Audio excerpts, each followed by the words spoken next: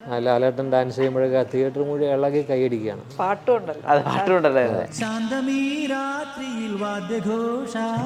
ഭരണി സ്റ്റുഡിയോയിൽ റെക്കോർഡിംഗ് നടക്കുന്ന സമയത്ത് ഗിരീഷിനോട് പറഞ്ഞു ഒരു വരി എഴുതിയിട്ട് വരാൻ പറഞ്ഞു. ഭരണി സ്റ്റുഡിയോയുടെ അപ്പുറത്തുള്ള ഗാർഡനിൽ പോയിട്ട് തിരിച്ചു വന്നപ്പോഴാണ് സംശയത്തോടെ ചോദിച്ചത്, ശാന്തമീ രാത്രിയിൽ വാദ്യഘോഷാദികൾ കൊണ്ടുപോവാ എങ്ങനെ ഉണ്ട് എന്ന് ചോദിച്ചു. പ്രഭുദേവയുടെ കോറിയോഗ്രഫി അതിഗംഭീരമാണ്. അത് എത്ര കാലം കഴിഞ്ഞാലും എനിക്ക് തോന്നുന്നു ഇതുപോലൊരു ഒരു കോമ്പോസിഷൻ പറ്റുമെന്ന് തോന്നുന്നില്ല. ജാസി ഗിഫ്റ്റിൻ്റെ കാര്യത്തിൽ ആദ്യം ഞാൻ ആ ശബ്ദമാണ് എന്നെ ഇഷ്ടപ്പെടുത്തിയത്. ഫോർ ദി പീപ്പിൾ ചെയ്യുന്ന സമയത്ത് സാബു ചെറിയനോട് ഞാൻ പറഞ്ഞു നമുക്ക് ഒരു പുതിയ ഒരാളെ പരീക്ഷിക്കാം.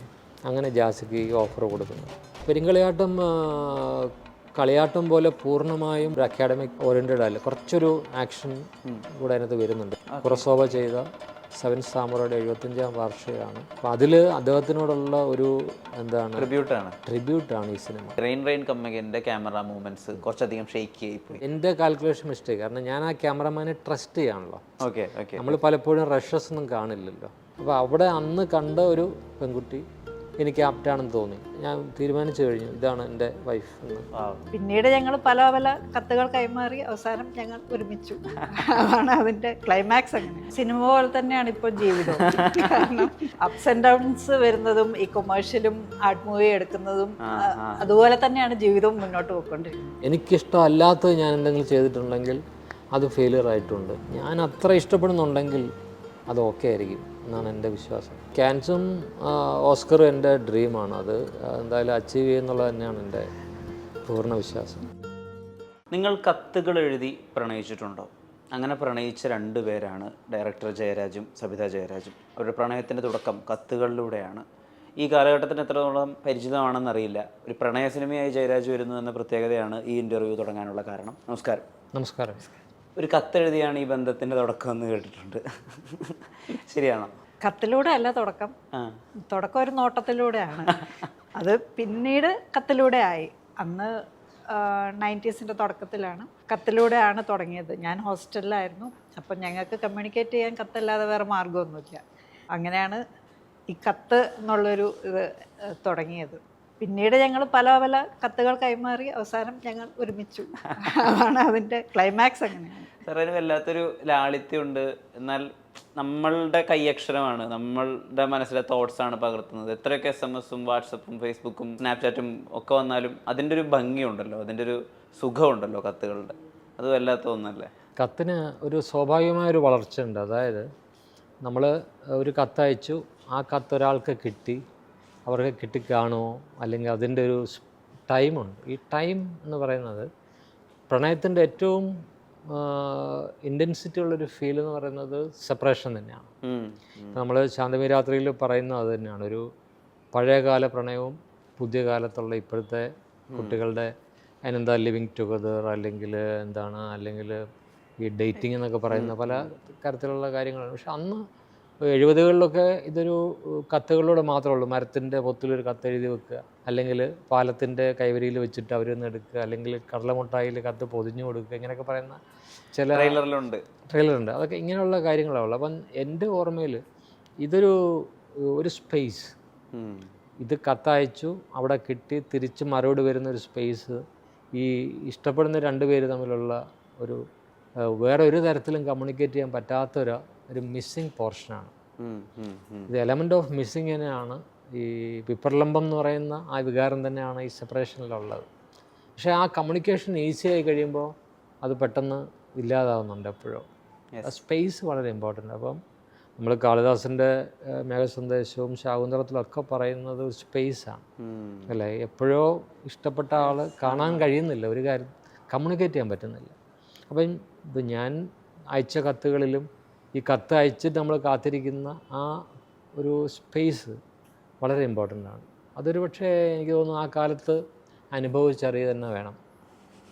സാർ, ഈ തോട്ട്സ് എപ്പോഴും ഫ്രഷാണ് സാറിൻ്റെ ന്യൂ ആണ്. ഇപ്പോൾ പുറത്തൊക്കെ അതിന് വേണ്ടിയിട്ട് ആളുകൾ അവരെ സെപ്പറേറ്റ് ചെയ്ത് സെലിബ്രേറ്റ് ചെയ്യുന്നുണ്ട്. അവർക്ക് ഫാൻ ബേസുണ്ട്. ഇപ്പോൾ ഹിന്ദിയിൽ തന്നെ പൻരാഗ് കശ്യപ് അല്ലെങ്കിൽ ഇംതിയാസ് അലി, അവരുടെയൊക്കെ തോട്ട്സ് വളരെ വളരെ പുതിയതാണ്. അവരിപ്പം ലവ് ആജ്കൽ എന്നൊക്കെ പറഞ്ഞിട്ടുള്ള അതിൻ്റെ സെക്കൻഡ് പാർട്ടൊക്കെ വരുമ്പോൾ അതിന് സമാനമായിട്ടുള്ള ഈ ഒരു തോട്ടാണ് വരുന്നത്. പക്ഷേ ഇവിടെ നമ്മുടെ മലയാളത്തിൽ നമ്മുടെ ബഡ്ജറ്റിൻ്റെ കൺസ്ട്രെയിൻസ് നമുക്കറിയാം. അവിടെയും ഇപ്പോൾ ശാന്തമീരാത്രിയിൽ പോലും 2 ബ്രിഡ്ജുകളെ കൊണ്ടുവരികയാണ്. ഒന്ന് ലണ്ടനിലുള്ള ബ്രിഡ്ജും ഒന്ന് നമ്മുടെ നാട്ടുപുറത്തുള്ള ബ്രിഡ്ജും.